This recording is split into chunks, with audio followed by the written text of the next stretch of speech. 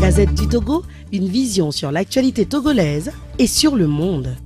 Messieurs, dames, bienvenue dans Actu Débat sur la 97.1. Actu Débat consacré au débat sur les grands sujets de l'actualité nationale et internationale.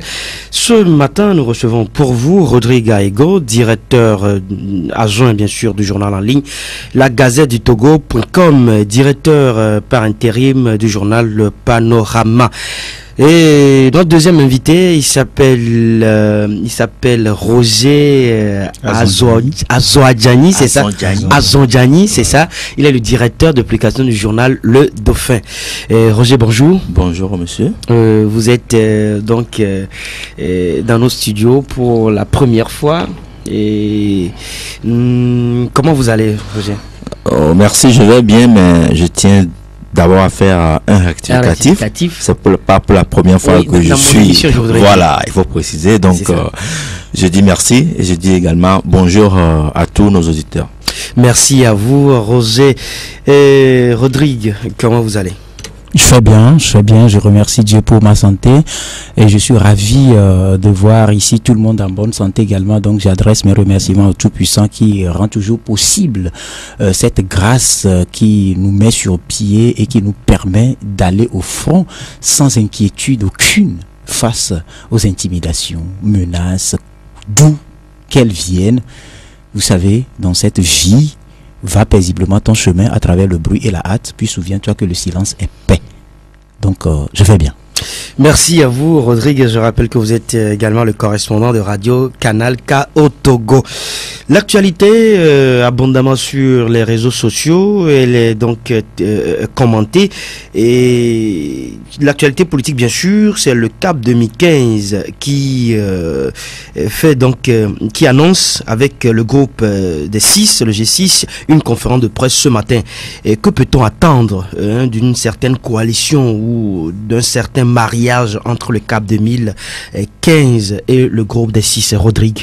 Vous savez, quand j'ai eu vent de cette conférence de presse-là, j'ai en quelque sorte poussé un ouf de soulagement, mais avec un peu de réserve. Pourquoi? Vous savez, quand vous êtes en train, ensemble, chacun, à partir avec ses propres moyens, en train de combattre pour un objectif commun sur un point, à un moment donné, vous pouvez faire front commun pour aller au front. Je crois que c'est un peu ce qui sera fait tout à l'heure à ce rendez-vous là. Et d'un autre côté, je crois le souhait serait que les gens se comprennent, que les gens définissent une stratégie commune qui ne souffrira pas de trahison quelconque ou de coups bas, et que l'on puisse les accompagner à œuvrer pour obtenir ces réformes qui constituent une prérogative reconnue par l'accord politique global qui a été signé et par le pouvoir et par l'UFC d'antan et d'autres partis politiques également. Malheureusement, aujourd'hui, on a comme l'impression qu'on foule aux pieds les prescriptions de l'APG, c'est-à-dire on fait une application sélective des points qui plaisent ou qui vont permettre d'asseoir ad vieternam une dictature qui est en train de rendre misérables les populations togolaises. Et donc, de ce rendez-vous, j'attends une lueur d'espoir qui va permettre aux Togolais de comprendre qu'au-delà de toute considération, l'opposition togolaise peut parler un même langage face à un même défi à relever. Eh bien, Roger, les grandes lignes de cette conférence de presse, de cette rencontre de ces groupes politiques avec les hommes de médias, ces grandes lignes ne sont pas encore annoncées, mais on sent déjà que les réformes seront donc au menu de cette rencontre avec la presse. Et les réformes, comment pensez-vous, ou qu'est-ce que vous pensez que ces deux regroupements politiques peuvent faire donc pour obtenir les réformes? Une analyse. Ok, vu aujourd'hui leur collaboration. Ok, merci pour la question. Je crois qu'au départ, vous avez cherché à savoir ce qu'on pouvait attendre de cette nouvelle coalition, si on peut l'appeler ainsi. Une collaboration politique. Voilà. Je pense que moi, personnellement, je ne peux pas répondre ici tout de go à cette question pour la simple raison que nous avons connu pas mal de regroupements dans ce pays et nous savons ce que ça a donné. Donc, nous serons tous à la conférence de presse et après, nous pourrons juger si réellement ces messieurs sont aujourd'hui prêts à faire front commun pour arriver à faire fléchir un tant soit peu le pouvoir pour l'obtention de ces réformes tant voulues par tout le peuple togolais. Donc, je dis tout à l'heure, est-ce que la question de la personnalité, du leadership ne va pas encore prévaloir là-bas et on va encore mettre les intérêts du peuple togolais à côté et voir si c'est pas moi, donc nous allons aviser dans peu de temps ce que ça va donner. Je pense que là je pourrais quand même répondre véritablement à cette question. Donc tous nos souhaits c'est que cette coalition se fasse et que le pouvoir en place puisse avoir un interlocuteur digne de ce nom avec qui il peut valablement discuter pour obtenir les réformes. Parce que les réformes, ce ne sont pas juste pour le pouvoir, ce n'est pas juste pour quelqu'un. Les réformes, c'est pour tout le monde. Ça va à l'avantage de tout le monde et nous souhaitons franchement que les choses puissent aller de l'avant. Voilà, c'est ce que je veux dire. Oui, Rodrigue, est-ce que cette collaboration politique qui s'annonce pourrait-elle durer dans le temps quand on sait que les discours politiques des deux regroupements politiques est différent l'un de l'autre, puisque au CAP 2015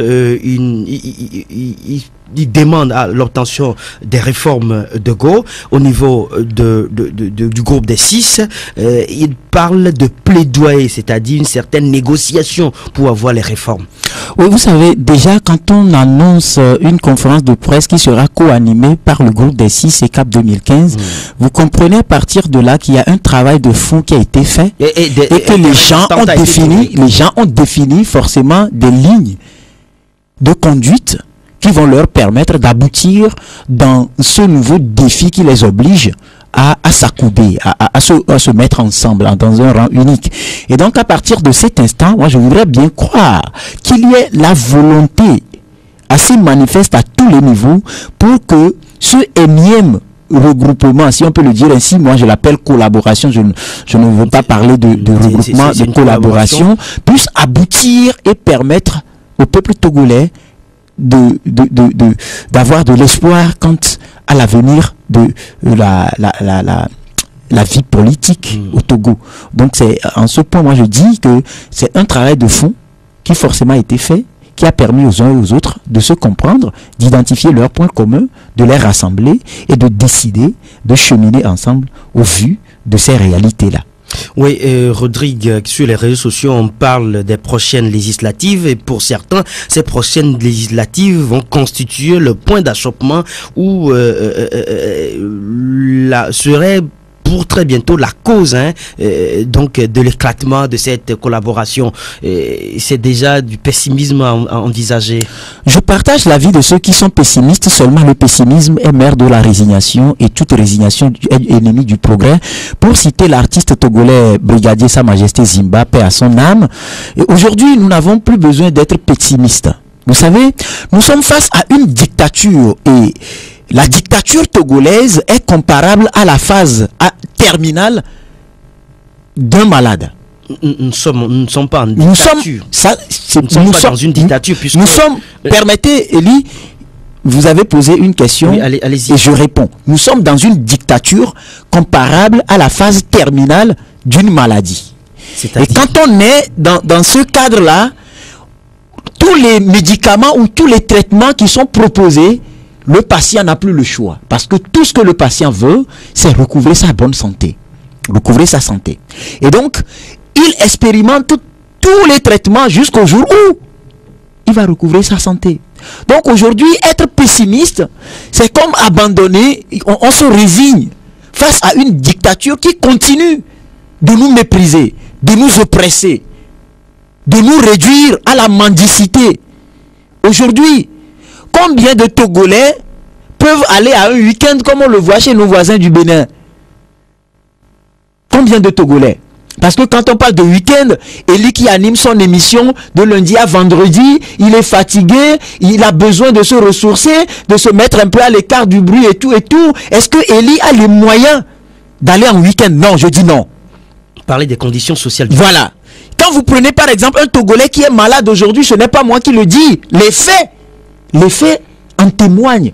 Vous avez vu récemment, quand il s'est agi de ces incendies des traqueurs, des commerçants de Boudet, vous avez vu, le Togo a été obligé de convoyer sur le Ghana les deux autres forces armées, éléments de forces armées blessés ou brûlés. Pourquoi? Parce que les autorités sont conscientes qu'au Togo, on n'a pas de structure sanitaire qui puisse guérir le Togolais, qui puisse soulager le Togolais de ses maladies, de ses peines. Et donc on se complaît dans cette façon d'aller vers les voisins sans chercher à faire ce que les voisins font et qui leur permet d'avancer. Et donc quand nous sommes dans cette situation-là, nous ne pouvons en aucun cas refuser tout ce qui est comme alternative pour nous permettre un jour de sortir du joug de cette dictature-là qui continue de décimer nos populations. Vous n'êtes pas d'accord? Je parle de dictature, oui, mais dites-moi, dans une république, tout le monde peut aspirer à un poste. À la magistrature. À postuler par exemple, à devenir président. Tout le monde peut devenir, regardez tous ces diplômés que nos universités sortent chaque année.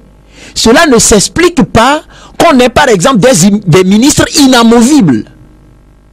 Cela n'explique pas qu'on ait des DG inamovibles. Et quand les autorités, celles qui sont venus les retrouver, parce qu'il y en a qui ont été nommés par feu général Eyadema et qui disent que c'est lui-même qui viendrait les enlever et qui restent là sur place, qui ne veulent pas bouger, et que quand il y a une nomination, qu'on veut les remplacer, ils font feu de tout bois pour s'éterniser à leur poste. Dites-moi si ça a autre nom que la dictature. Non, la dictature c'est quoi? Vous connaissez la définition. Vous connaissez la définition. Donc aujourd'hui, sauf qu'on dise que nous sommes en dictature. Et dans cette dictature-là, savamment entretenue et orchestrée, nous en avons marre. Nous n'avons pas besoin de baisser les bras, mais nous avons besoin de lutter de la bonne manière, avec des moyens orthodoxes, pour un jour devenir une république, obtenir une république, un pays indépendant dans lequel les populations, tous les fils, toutes les filles vivent en égalité. Oui. Nous parlons également de la répartition des richesses du pays. Ça aussi, c'est une triste réalité. Sur les 11 dernières années, vous avez vu le nombre de milliardaires qui poussent comme des champions dans nos rues. Vous voyez les immeubles qui poussent. Et à côté, vous avez des gens qui gisent dans la misère. Ça, c'est la dictature. Oui, Rodrigue plutôt l'a évoqué tout à l'heure. Il parle dans son constat. On sent que le pays semble aller à volo. Les conditions politiques ne sont pas réunies pour une alternance. Et on sait également que les conditions de vie des populations sont vraiment décriées. Ce n'est pas du tout ça. Le peuple tire le diable par la queue. Dans cette cohue, dans cette situation trouble, et quelle est l'alternative? Quelle pourrait être l'alternative? Ok, merci beaucoup. Je crois qu'il faudrait qu'on recadre un peu le débat. Tu as posé une question, je crois qu'on doit s'en tenir à la question et évoluer dans ce sens. Tu as demandé si les législatives qui viendront ne seront pas encore des bonnes conditions pour que cette coalition que nous avons sommes en train d'obtenir va encore s'éclabousser. Effectivement, il faut dire que ceux qui posent cette question ont raison de la poser, parce que nous avons toujours constaté depuis un bon moment que notre opposition est avec un petit pépin, chacun parle de son côté, et voilà, on se retrouve sur les médias. Puisqu'on a connu le collectif pour s'envoyer des flèches. Nous connaissons très bien la personnalité de monsieur Jean-Pierre Fabre, je n'ai rien contre lui. Nous connaissons également bien ceux qui sont également de l'autre côté. Et ma foi, ceux qui posent cette question, je la répète, ont raison. Mais je dis qu'à un moment donné qu'il faudrait qu'on aille un peu plus devant. Parce que nous voulons tous les réformes. Mais sachez qu'un pouvoir fort a toujours besoin d'une opposition forte. Le pouvoir a envie de discuter avec des gens dignes de ce nom. Pas des opposants, excusez-moi le terme, des plaisantins. Donc si le pouvoir retrouve des gens qui ne sont pas cohérents envers eux-mêmes et se donnent des coups entre eux, pourquoi voulez-vous que le pouvoir perde son temps à discuter une opposition divisée? Voilà. Donc moi je dis, l'intérêt pour ce pays, je le dis, je le répète, l'intérêt pour ce pays, le Togo, c'est que nous ayons une opposition forte. C'est dans le souhait de tout le monde. Je suis sûr, moi je parle, cela n'engage que moi. Je suis sûr que de l'autre côté, ils sont aussi fatigués. Ils ont envie d'aller se reposer et voir, et passer de l'autre côté et voir comment ça se passe. Donc, mais si nous n'avons pas les conditions requises pour faire ces réformes, je pense que nous n'allons pas y arriver. Donc, il ne faut pas forcément qu'on accuse le pouvoir en place de ne pas vouloir les réformes. Mais le pouvoir surfe sur dirons, les responsabilités de la classe politique togolaise. Donc moi, je dis que nous voulons une opposition forte devant un pouvoir fort pour avoir ces réformes. Tant qu'il n'y aura pas une opposition forte devant le pouvoir qui est très fort, nous n'aurons pas de réforme. Et là, personne ne peut accuser le pouvoir. Maintenant, revenant aux conditions de vie de nos concitoyens, puisque nous-mêmes nous en faisons partie, je dis effectivement, la situation est difficile au Togo. Tout le monde joint les deux bouts. Nous avons vu comment les Togolais vivent du jour au jour le jour. Ça, c'est vrai. Mais ce que je dis, il faudrait quand même, à un moment donné, qu'on reconnaisse, je ne fais pas l'avocat du pouvoir, il faudrait qu'on reconnaisse quand même qu'il y a des efforts qui se font. Des efforts se font, mais ceux-là qui sont appelés à appliquer les directives sur le terrain, c'est eux qui faussent les bases pour que les conditions de vie des populations puissent s'améliorer. Prenez par exemple l'exemple, je vous donne juste l'exemple de la route Lomé-Vaughan-Enfoin. Voyez combien de milliards ont été dépensés sur cette route. Alors, on va accuser le chef de l'État. Mais pourquoi le chef de l'État, qui a tout le pouvoir, qui est le premier magistrat du pays, ne peut pas faire démettre le ministre des Transports de ses fonctions? Vous savez, c'est pas si facile que ça. C'est pas si facile que ça, pour la simple raison que je ne suis pas dans la tête du pouvoir, mais à un moment donné, vous allez voir que les choses vont changer dans ce pays. Effectivement, nous savons tout ce qui s'est passé sur cette route, mais attendons de voir. Vous avez appris tout à l'heure, tout dernièrement, qu'il y a eu le PUDC qui veut encore se relancer au niveau des pistes rurales. Moi, je veux dire que des efforts se font, mais néanmoins, il faut qu'on donne la chance. Beaucoup d'observateurs, d'ailleurs, reconnaissent que des efforts se font, mais ces efforts ne sont pas aussi visibles que ça.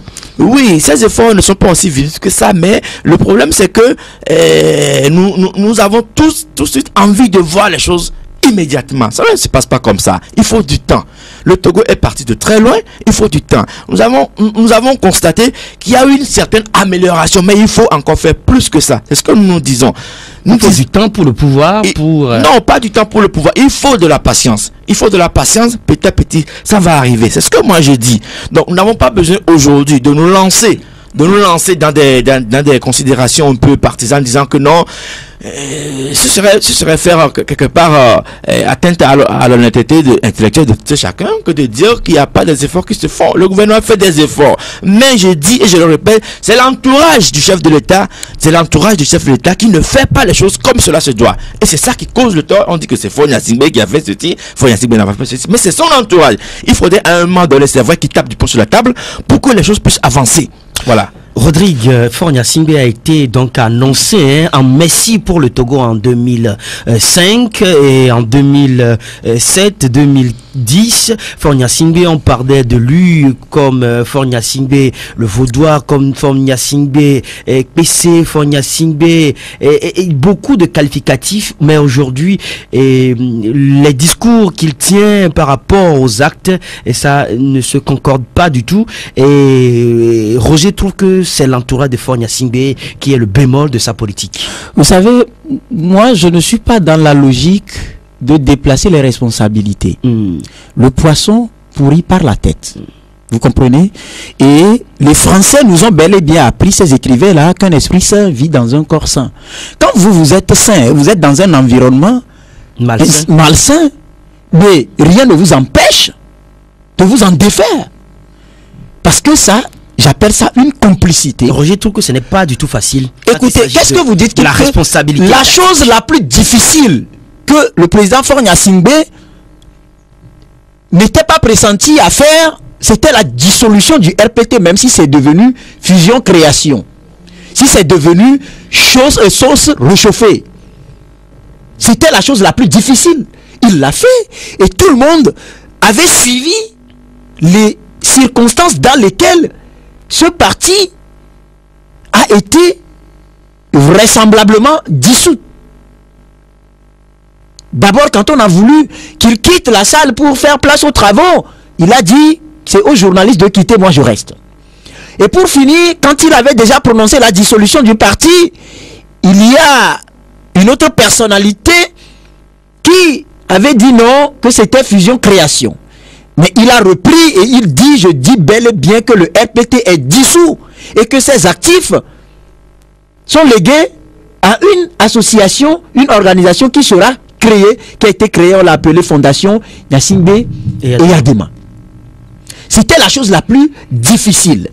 Alors, qu'on me dise aujourd'hui que des ministres cités dans les journaux comme auteurs de malversations financières soit des difficultés. Des ministres interpellés même devant l'Assemblée nationale, que le président de la République ne soit pas en mesure de les enlever tout simplement parce que ce n'est pas facile. C'est un leurre.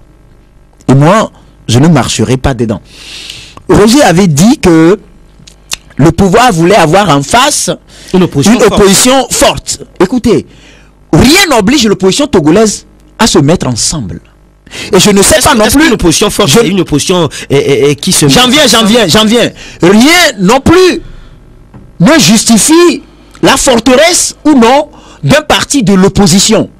Ce sont les élections qui quantifient la taille, l'assise d'un parti dans une république, dans un pays.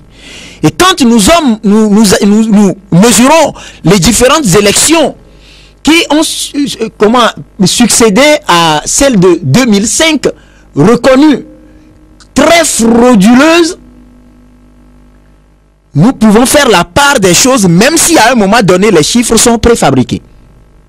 Il y a le RPT uni qui se taille la part du lion et qui donne la seconde place à l'ANC, hier à l'UFC, aujourd'hui à l'ANC, et s'en suivent. Et si ce pouvoir a pu à un moment donné reconnu en une personne chef de file de l'opposition, je rappelle que je ne suis partisan de ni l'un ni de l'autre parce que moi je suis journaliste, je suis observateur et j'analyse les choses comme telles, comme un Togolais assoiffé du développement de son pays, développement harmonieux et intégral de son pays. Alors, ça a quantifié déjà, je ne sais pas ce qu'on met dans opposition responsable. Vous pensez qu'une opposition responsable, c'est celle-là qui va venir dire, asseyez-vous sur le fauteuil présidentiel ad vitam, et puis nous, on est relégué au second plan. Non, ce n'est pas une opposition. L'opposition, toute opposition, son essence c'est d'aspirer à gouverner le pays. Et c'est pour ça qu'ils mènent leur combat. Une opposition forte pourrait ne pas être seulement une opposition qui a un électorat favorable. En deuxième point, une opposition forte, on peut en parler aussi en termes de réflexion, d'analyse, de stratégie politique. Vous savez, dans tous les cas, en politique, vous devez savoir que c'est le peuple qui est souverain et c'est le peuple qui distribue les cartes. Peu importe les considérations sur lesquelles le peuple se base pour distribuer les cartes, souffrez qu'il y a un premier et qu'il y a un deuxième et il doit être considéré comme tel. Maintenant, n'en restons pas là. Au-delà de l'ANC, qui aujourd'hui tient le poste de chef de file de l'opposition, il y a également d'autres partis qui sont des regroupements d'intellectuels. De grands intellectuels. De grands intellectuels. Qui proposent, qui analysent, qui conscientisent. On ne les écoute pas. Tout simplement parce que on fait sciemment ou on cultive sciemment la division pour mieux régner. C'est pour ça que les gens masturbent les esprits pour dire opposition irresponsable, opposition pas forte. Non, je dis non. La force qui cultive la division. C'est le pouvoir. C'est le pouvoir qui cultive la division. C'est le pouvoir. C'est le pouvoir. Si c'est là où même je reviens à ma notion de opposition forte. En quoi? Vous savez, nous sommes en politique. Oui. Vous savez, en politique, tous les coups sont permis, n'est-ce pas? Lorsque vous avez en face un adversaire qui n'est pas capable de vous faire front, quand vous me parlez quand vous me dites par exemple que l'opposition est manipulée, je dis que là ce n'est plus une opposition. Je n'ai pas dit. Prenez l'exemple du Congo. Moi je n'ai pas dit opposition manipulée.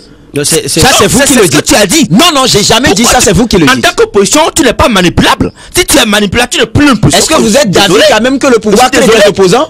Est-ce que vous êtes d'avis que le pouvoir crée des opposants? Je vous dis qu'on est en politique. Le pouvoir peut exploiter toutes les failles possibles. Moi je ne vois pas pourquoi vous voulez que le pouvoir en place vous fasse un lit pour que vous dormez dessus. Ce n'est pas possible. Ce n'est pas au pouvoir de faire un lit pour que les gens viennent dormir dessus. Jamais faire le lit à l'opposition. Les tests fondamentaux d'une république. Vous permettez. Oui, j'avais la parole, ils avaient chipé. Ok, vas-y.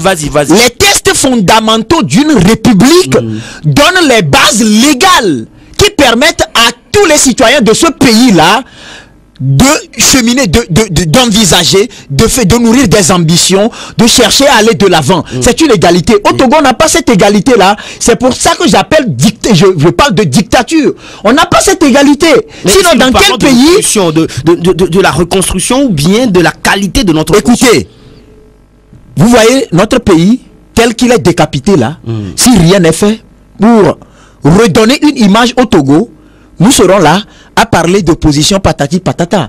Ce n'est pas là. Je vous dis aujourd'hui, ce qui peut nous permettre de quantifier l'état d'âme des différents partis politiques, leur carrure, leur position, leur force, c'est de redonner force aux tests fondamentaux du Togo qui permettent au peuple de choisir librement et de façon démocratique et transparente. Vous parlez des Quand ce sera fait, ce n'est qu'en cela qu'on pourra quantifier. Oui, vous vous souvenez de la sécurisation des urnes au Togo? Vous avez vu ça sous quel ciel? Vous avez vu ça où? Est-ce qu'à un moment donné, les gens qui ont jugé bon de sécuriser les urnes, ce qui n'est pas de leur ressort, est-ce qu'ils ont été une fois interpellés devant une juridiction pour répondre? Parce que ça, c'est un coup d'État. Le coup d'État, c'est quand on s'oppose à la volonté populaire exprimée par un peuple dans un pays, dans une république. Oui, Rodrigue, on vous le concède, tout ce paragraphe de notre histoire politique est très triste, mais ici, la question qui se pose est liée par rapport à l'obtention des réformes. Cela fait pratiquement 11 ans que la question des réformes est posée depuis le 20 août 2006, et l'opposition togolaise n'est toujours pas arrivée à arracher ces réformes politiques. D'où la nécessité aujourd'hui de s'interroger sur la capacité de cette opposition. Quand vous parlez de capacité, il m'a posé la question, quand vous parlez de capacité, je n'en vois pas. Écoutez, avant de sodomiser la constitution togolaise en 2003, est-ce qu'on a demandé l'avis de l'opposition? Non. Non, permettez. Oui. On n'a pas demandé l'avis de l'opposition. En 2005, quand il faille en une nuit sodomiser encore la constitution pour permettre à M. Faure Gnassingbé d'arriver au pouvoir, est-ce qu'on a eu à demander l'avis de l'opposition? Je dis non. Vous savez, en 2005, après les tristes événements, les acteurs se sont retrouvés sous la médiation de l'ancien président burkinabé Blaise Compaoré et ont de commun accord produit un document appelé, ou je l'appelle charte, appelé accord politique global. Et dans ces accords-là, on a redéfini les bases qu'il faille remettre pour redonner le nom République au Togo. Une république démocratique. Si ce n'est pas respecté jusqu'alors, à qui la faute? Si le pouvoir ne fait pas dilatoire, vous avez écrit au chef de file de l'opposition qui vous a lancé par un courrier pour lui dire que les réformes se feront au Parlement. On va au Parlement, vous-même le gouvernement, vous introduisez un projet de loi qui a été rejeté sans conséquence parce que normalement dans ce cas-là, puisque le Premier ministre était devant les mêmes parlementaires pour dire qu'il allait opérer les réformes, c'était contenu dans les 4 piliers fondamentaux qu'il portait dans son programme. Quand on l'a rejeté, il devait logiquement démissionner, ça n'a pas été suivi. Alors, vous revenez, vous mettez en place le H au moment où vous dites que les gens vont aller opérer les réformes au Parlement, vous mettez en place, vous parlez d'une sorte de commission de entre-griffes intellectuelles qui vont penser Rodrigue, est proposé au Togo. Rodrigue, vous parlez de quel... À l'analyse de tout le chapelet que vous avez égrené tout à l'heure, oui. on comprend quand même qu'il y a aujourd'hui une nécessité, puisque vous parlez du dilatoire, oui, du pouvoir, vous parlez d'une certaine manipulation du pouvoir, et aujourd'hui, la question qui se pose est celle de savoir comment peut-on avoir aujourd'hui une opposition digne de ce nom, qui puisse faire face à tous ces dilatoires, à toute cette manipulation, et pour obtenir les réformes pour que notre République soit une République démocratique. Vous savez pourquoi vous ne trouvez pas une opposition digne? C'est tout simplement parce que vous n'en trouvez pas qui viennent dire Monsieur Faure, asseyez-vous ad vitam sur le fauteuil présidentiel et nous on continue. Si c'est ça que vous voulez, est-ce qu'il y a une opposition qu'il a exprimée ainsi? Oui, moi je me souviens quand on parlait du 3e mandat, le président de Obu, Gabriel Agbomey-Kodjo, l'avait dit, moi, leader politique que je suis, s'il faut permettre à M. Faure d'avoir un 3e mandat pour qu'on puisse une 3e candidature, disait-il. Bon, en tout cas, oui. Mais aujourd'hui, on l'a. Ça donne quoi? Ça donne quoi? Oui, mais je pense que l'opposition, dans certaines analyses, l'opposition togolaise, le Cap de Mikez est accusé d'avoir participé à cette élection en donnant le quitus à Faure Gnassingbé. Roger, qu'est-ce que vous mettez dans l'opposition, dans une opposition forte, Merci beaucoup.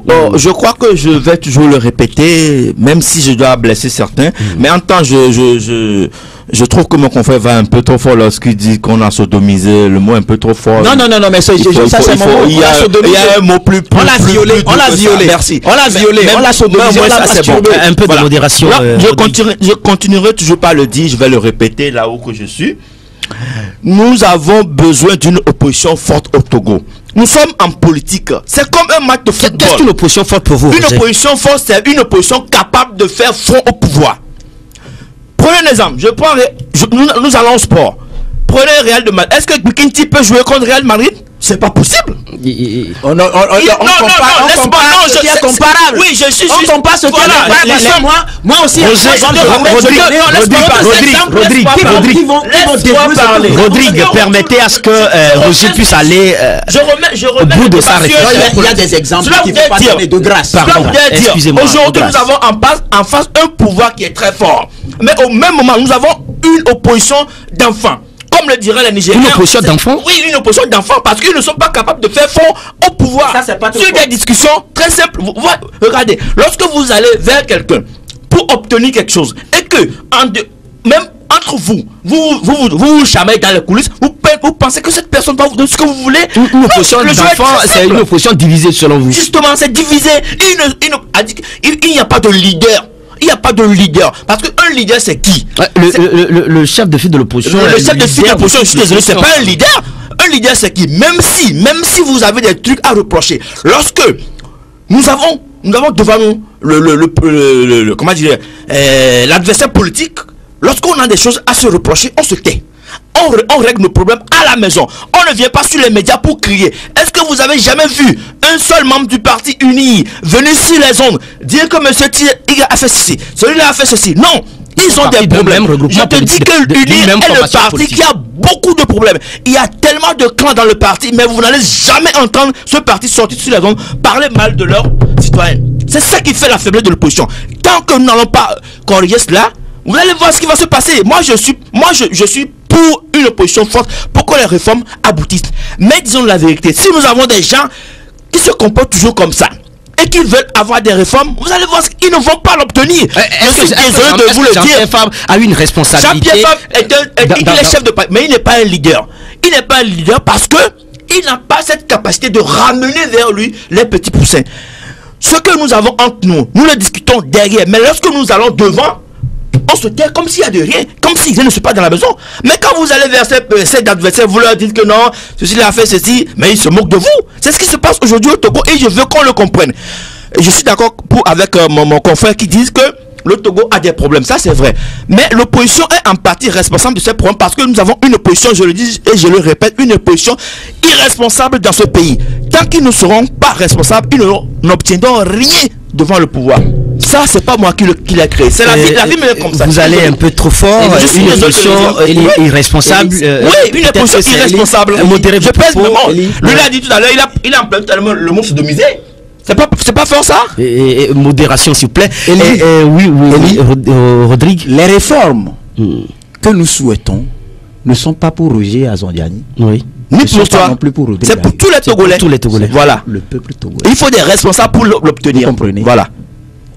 Quand il parle de responsabilité, je veux qu'on aille naviguer sur ce terrain-là. Simplement responsabilité. Un responsable se définit comment? C'est quelqu'un, par exemple, quand il donne sa parole, il respecte. Oui, dans ce schéma, Roger, vous permettez, dans ce schéma, Roger, je crois que Roger n'accorde pas le crédit ou n'accorde pas du crédit au pouvoir. Il pense que le pouvoir, lui, entre griffes, c'est le Satan que tous nous, que tout le monde voit. Maintenant, que faire l'ange, que doit faire l'ange pour pouvoir obtenir la repentance du diable? Je vous ai dit, aujourd'hui, puisque le pouvoir est permettez, Dieu a créé l'humanité et il a aussi une constitution pour l'humanité appelée la Bible.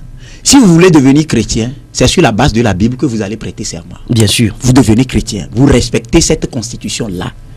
Vous allez chez les musulmans, c'est le Coran. Vous respectez. Vous allez chez les bouddhistes, ils ont leurs documents. Vous allez chez les animistes, ils ont leurs fa. Et vous respectez. Vous comprenez? Et ce document au Togo, c'est la constitution togolaise qui fait obligation, nous parlons de responsabilité au chef de l'État de passer devant les parlementaires une seule fois là pour faire l'état des lieux de la République. Tout à l'heure, il n'a jamais fait 11 ans. Je ne vous coupe pas la parole. Je ne vous coupe pas la parole, mais tout à l'heure, vous disiez que le Togo est une dictature. Très bien, c'est pour... Donc, dans une dictature, comment voulez-vous que le chef de l'État puisse respecter la Constitution? Et donc, quand vous parlez d'irresponsabilité, orientez ça vers le point le plus adéquat, le plus idoine. C'est-à-dire? Parce que, je vous dis, permettez. Du moment où vous décidez de ne pas respecter les consignes de la maison métropolis, soit vous êtes patron, les autres vont vous fuir parce que vous êtes dictateur, vous imprimez votre rythme aux autres, ils ne peuvent pas, ils vont vous suivre, ils vont partir et votre maison va s'écrouler.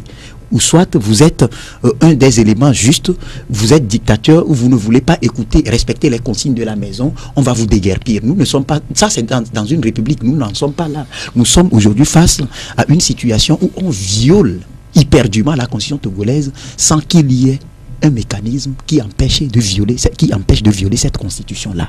Eh bien, j'en viens. Oui, quand vous avez vu, je me souviens de la CDPA qui avait dit bel et bien que le pouvoir n'a jamais été mis en jeu au Togo. La CDPA n'a jamais menti.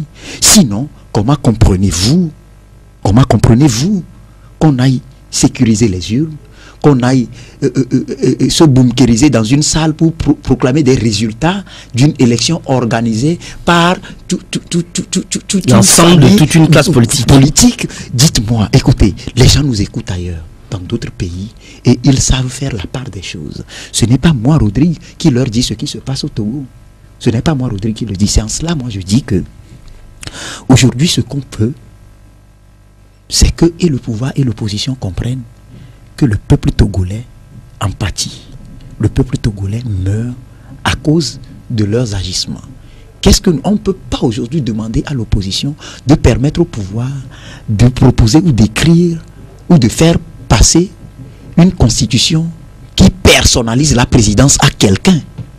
Ça doit permettre à tous les Togolais. Moi, je vous donne toujours mon exemple. Quand j'étais au cours élémentaire. Donc, pour vous, Rodrigue, une opposition togolaise, c'est cette opposition qui ne permet en aucun cas à Fond Gnassingbé de briguer un autre mandat. Non, j'ai jamais dit ça. Si vous voulez briguer un mandat, vous savez, il y a des tests qui disent dans les conditions, qui définissent les conditions dans lesquelles on peut briguer. Permettez, c'est moi qui ai la parole. C'est moi qui ai la parole. Permettez. Qui définit les règles qui permettent à tout Togolais de rêver. C'est la définition de ça qui pose essentiellement problème aujourd'hui.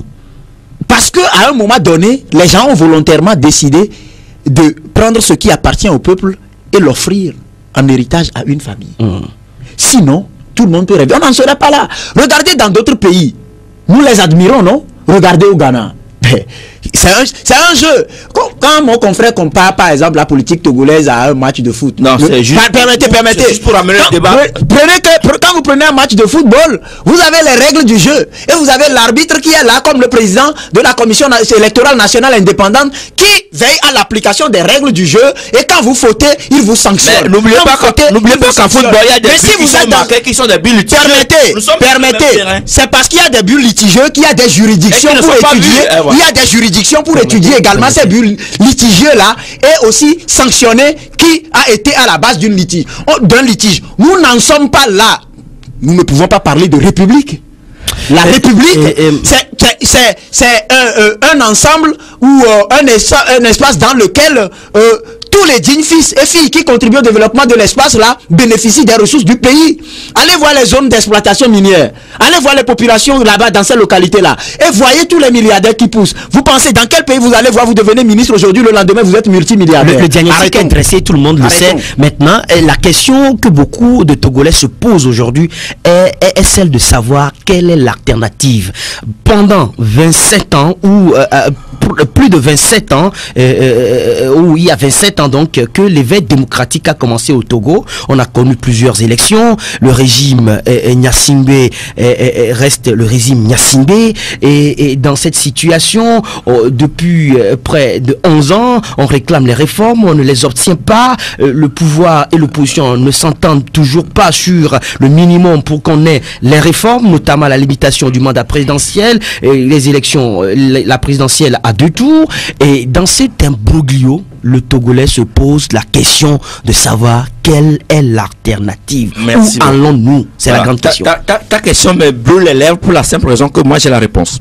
Ah bon? Je vais nous donner, parce que moi je suis Togolais aussi, l'alternative, les voies et moyens qu'on doit utiliser pour avoir les réformes. C'est très simple. Je dis et je le répète, il faut que le pouvoir ait en face de lui une opposition forte. Une opposition qui part d'une seule voix. D'une seule et même voix. Ça, c'est la première condition.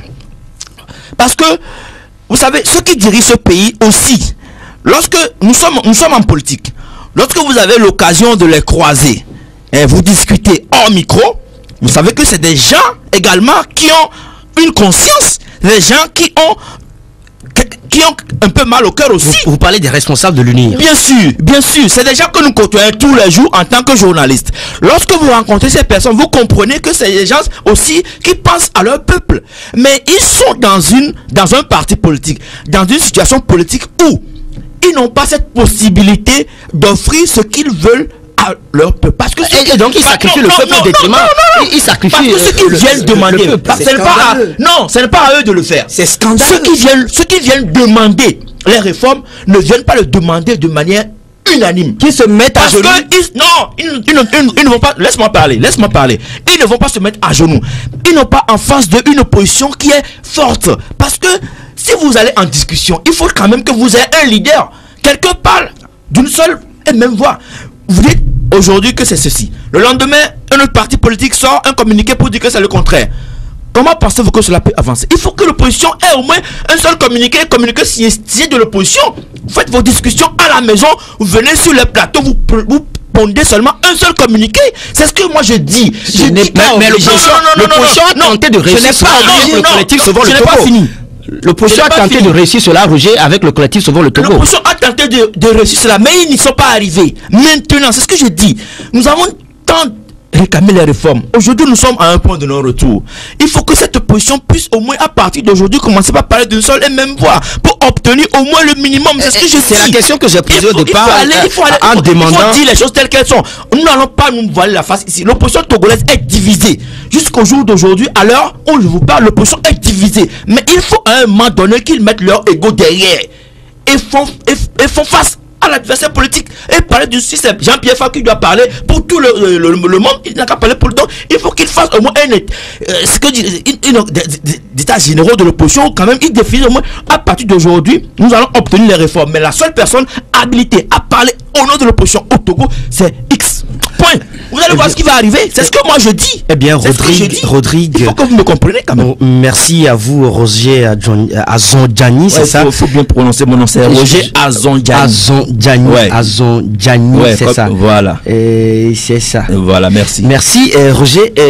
Rodrigue, la question qui se pose, ou selon des commentateurs, selon des analystes, selon des observateurs, il se pose aujourd'hui au Togo la question du renouvellement de la classe politique togolaise à tous les niveaux, au niveau de l'opposition et au niveau de ceux qui dirigent le pays, du parti au pouvoir. Et quelle est votre analyse sur cette proposition? Avant de répondre à votre question, j'aimerais préciser que on parle de division lorsque vous êtes dans un ensemble et qu'à un moment donné, sur la base de certaines considérations, celui-ci prend son chemin, l'autre prend son chemin. Et quand nous sommes dans un contexte où il y a une centaine de partis politiques de l'opposition, je ne vois pas ce qu'on met dans division. Ça, je veux être clair. Non, pas de l'opposition quand même. Je veux être clair.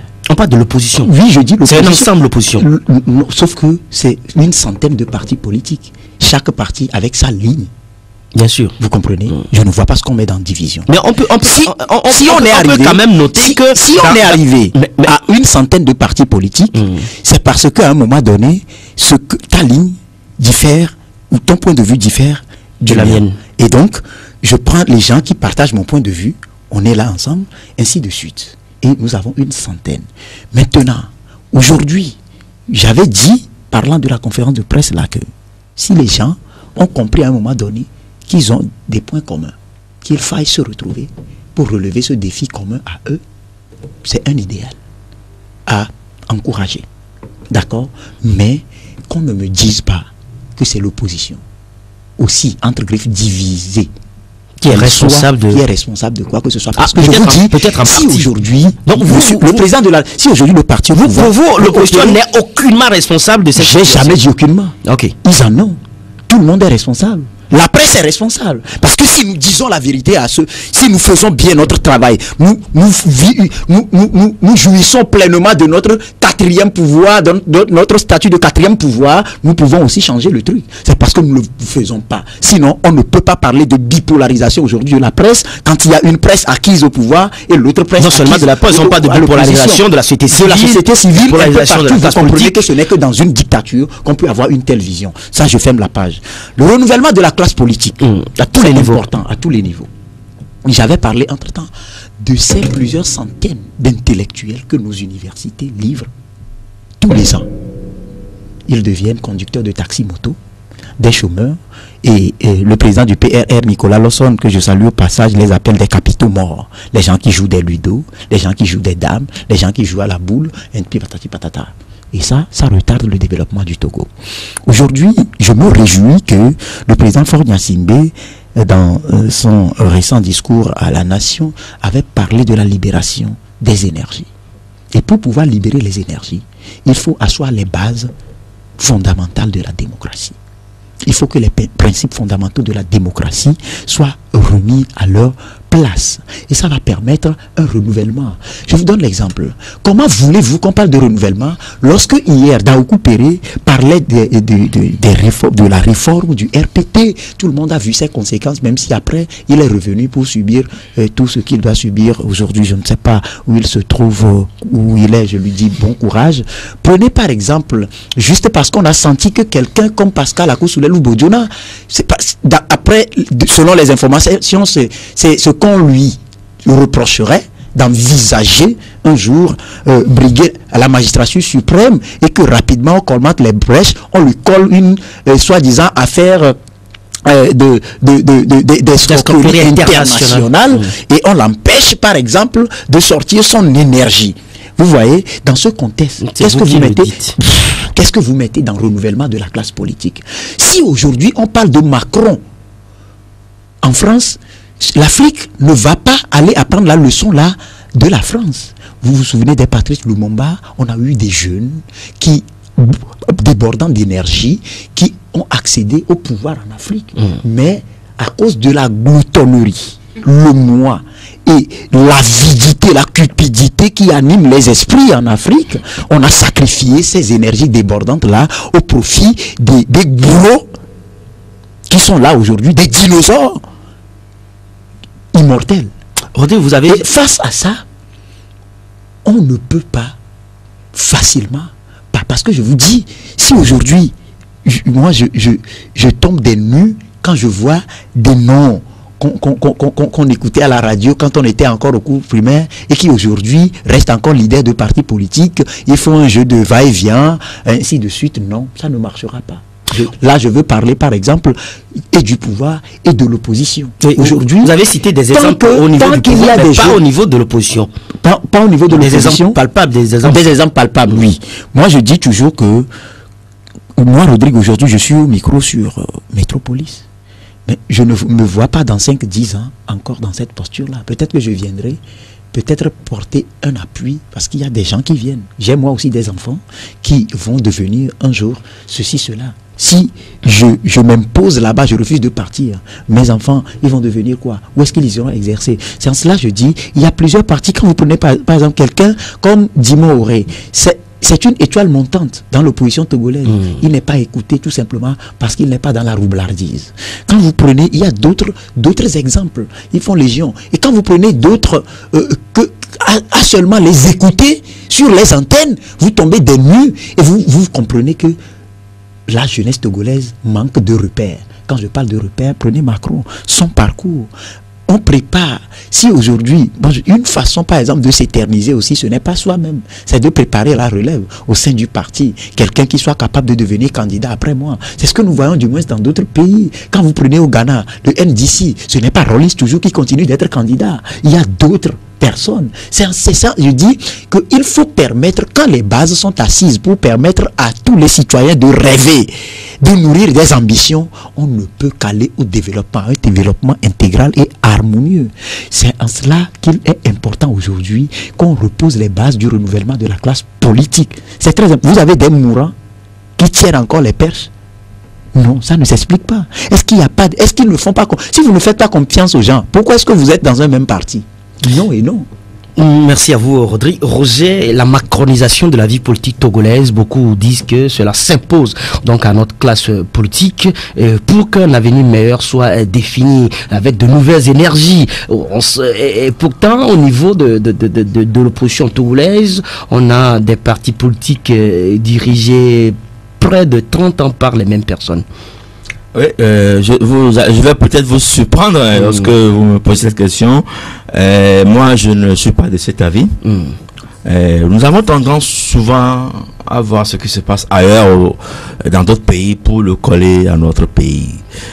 C'est vrai que c'est très beau ce qui s'est passé en France avec l'élection d'Emmanuel Macron, mais le contexte togolais est un peu différent. Mon ami Rodrigue l'a dit tout à l'heure, il a martelé que nous sommes dans une dictature. Il assume, bien sûr. Nous sommes dans une dictature. En France, nous sommes dans une démocratie, n'est-ce pas? Et Macron, à peine la quarantaine, il est arrivé au pouvoir. Aujourd'hui, au Togo, il est arrivé au pouvoir à 39 ans. Le contexte n'est pas le même. Faure Gnassingbé est arrivé au pouvoir à la suite d'un certain événement. Il a succédé à quelqu'un. Il a succédé à quelqu'un dans son parti. Ils avaient déjà le pouvoir. Dans un contexte qui n'est pas prévu par la constitution togolaise. Ils étaient déjà forts. Atypique. Aujourd'hui au Togo, nous parlons tout à l'heure de dinosaures. Des dinosaures qui sont là et qui, entre eux, n'arrivent même pas à s'entendre. Vous pensez qu'ils vont laisser un jeune de 20 ans venir? Ils vont le... de vieux nions. Toi, tu viens d'où? Ils seront même cette épine sur la route de ce jeune. Pour moi, l'opposition togolaise n'a qu'à obtenir les réformes d'abord et après nous parlerons de macronisation de la vie politique togolaise. Merci, c'est mon avis. Merci à vous, Rodrigue Aego, directeur adjoint du journal La Gazette du Togo.com, également correspondant de Radio Canal K au Togo. Et merci également à vous, Rosier Azondjani, c'est ça, directeur du journal Le Dauphin. Eh bien, c'est la fin de l'actu débat sur la 97.1. Merci de nous avoir suivis ici à Lomé partout ailleurs. Merci à Rapidebo pour l'assistance technique au micro et Likplim Goka à Dokkanou, c'est bien moi. Au revoir et prenez très bien soin de vous. La vie est une chance, mieux une grâce. Gazette du Togo, une vision sur l'actualité togolaise et sur le monde. Rejoignez-nous sur le www.lagazettedutogo.com ou sur nos comptes Facebook, Twitter et YouTube. Pour tout contact, écrivez à contact@lagazettedutogo.com ou appelez le 92 80 88 53. La Gazette du Togo, c'est l'information en continu.